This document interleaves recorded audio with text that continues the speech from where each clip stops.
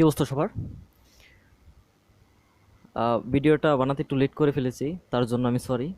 But মানে কি বলবো, মানে লুকটা দেখে পুরাই মানে একবার ফিদা হয়ে গেছি। হুম। হঠাৎ করে মানে ফেসবুকে ঢোকার পর হঠাৎ করে ছবিটা সামনে আসলো, মানে আসার সাথে সাথে আমি মানে দেখি মানে অবাক লাগতেছে, এটা আমাদের মেগাস্টার, এটা বাংলাদেশের স্টার কোনো, হ্যাঁ, মানে দেখি মানে পুরাই ফিদা। আপনারাও হ্যাঁ ইতিমধ্যে এই লুকটা দেখে ফেলেছেন, দেখে মানে প্রত্যেকটা মানুষ, প্রত্যেকটা সাকিবিয়ান প্রশংসায় বাসছে তার এই লুকের জন্য। তিনি, আমরা জানি, তিনি রিসেন্ট কালকে বাংলাদেশে এসেছেন, আর বিকালের দিকে বাংলাদেশে এসেছেন। আর এসেই তিনি যে লুকে ধরা দিলেন, জাস্ট আউটস্ট্যান্ডিং, কি বলবো, মানে আমি নিজেও মানে একেবারে ফিদা হয়ে গেছি তার এই লুক দেখে। তিনি বরবাদ সিনেমার জন্য দাঁড়িয়ে রেখেছেন, মানে অসম্ভব সুন্দর লাগতেছে, কি বলবো, মানে পুরাই অসম্ভব সুন্দর লাগতেছে তাকে। এর আগেও তো তিনি বহুবার, হ্যাঁ, এরকম দাঁড়িয়ে রেখেছেন, বাট এবারও কিন্তু দারুণ ভাল লাগতেছে। তো প্রত্যেকটা মানুষের প্রশংসা করাচ্ছে তার এই লুক। তো এখন কথা হচ্ছে, আমরা জানি যে অক্টোবরের শুরুর দিকে বরবাদের শুটিং শুরু হবে।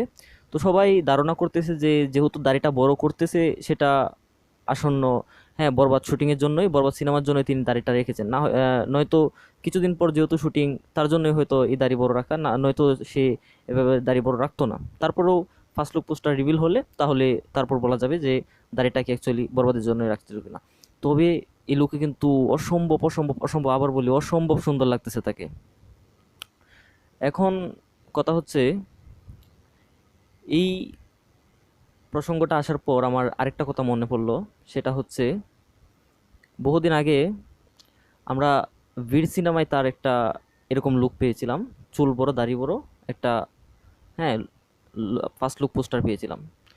তো ছবিটি পরিচালনা করেছিল কাজী হায়াত। তো যখন ফার্স্ট লুক পোস্টার রিভিল হয়েছিল, সেটা প্রত্যেকটা মানুষ প্রশংসা করিয়েছিল, প্রত্যেকটা মানুষের প্রশংসা করিয়েছিল সেই ফার্স্ট লুক পোস্টারটা। সেখানে সবাই তুলনা করেছিল বহির্বিশ্বের কেজিএফ এর সাথে। চুল বড় দাড়ি বড়, মানে ফার্স্ট লুক পোস্টারটা অসম্ভব সুন্দর হয়েছিল। কিন্তু পরবর্তীতে আমরা যখন সিনেমা হলে গিয়ে ছবিটা দেখলাম, সবাই মানে খুব হতাশ। ফার্স্ট লুক পোস্টার যেমন ছিল ছবির মধ্যে, তার 20%ও নেই এখন।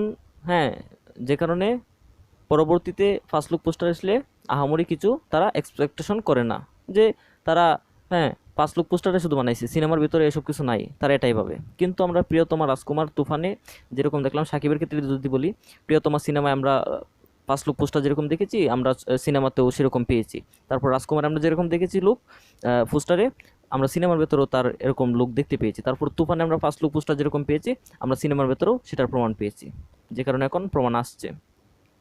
তো সেই ধারাবাহিকতায় আহ, মানে বীর সিনেমায় তিনি যেই লুকটা নিয়ে এসেছিলেন, কিন্তু সিনেমার ভেতরে তিনি কিছুই রাখতে পারেন নাই, সেই জন্য মানুষ অনেক হতাশ হয়েছিল। তবে এবার বরবাদ সিনেমার প্রসঙ্গে বলি, যে তিনি বরবাদ সিনেমার জন্য, হ্যাঁ, কঠোর পরিশ্রম করে যাচ্ছেন। আর এটা একটা রোমান্টিক গণনা, সরি, এটা একটা অ্যাকশন গণনা সিনেমা হতে যাচ্ছে।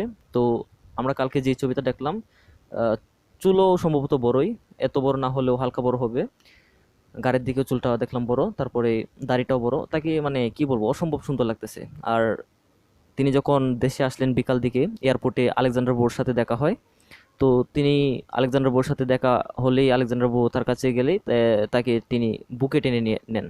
তো আলেকজান্ডার বো কিন্তু এর আগে শাকিব খানকে, ইভেন এখনও, স্টিল নাও, এখনও শাকিব খানকে প্রচুরভাবে নেগেটিভিটি ছড়ায়। তো কথা হচ্ছে, শাকিব খান কিন্তু খুবই বিনয়ী একজন মানুষ। সে এই এই বিষয়টা নিয়ে আমি পরবর্তীতে একটা ভিডিও নিয়ে আলোচনা করব। তো এখন যেটা নিয়ে আলোচনা করা সেটা হচ্ছে, তার লুকটা দেখে সত্যি মানে খুব খুব খুব প্রশংসা পাচ্ছে। তো কিছুদিনের ভেতরেই যেহেতু শুটিং শুরু হবে, আমরা তার আগে একটা যেটা শুনতে পেয়েছি যে বরবাদ সিনেমার টিম থেকে একটা প্রোমো আসবে। তো হয়তো সেই প্রোমোতে আমরা তার লুকটা প্রকাশ পাবে। তো সবাই যেহেতু আশা করছে বরবাদ সিনেমায় আমরা তার দাড়িটা বড় দেখতে পারবো, সেটাও হতে পারে। তো আপনারা তার এই লুকটা দেখে কতটুক মানে ভালো লেগেছে সেটা বলে যাবেন। আর আপনি বরবাদ নিয়ে কতটুকু আশাবাদী সেটাও বলে যাবেন। আর পুরো ভিডিও দেখার জন্য অসংখ্য অসংখ্য ধন্যবাদ। আর আপনি এই চ্যানেল নতুন হয়ে থাকলে অবশ্যই চ্যানেলটি সাবস্ক্রাইব করে দিবেন। পরবর্তী যে কোনো মানে সিনে জগতের সকল আপডেট সবার আগে পেয়ে যাবেন। ধন্যবাদ সবাইকে।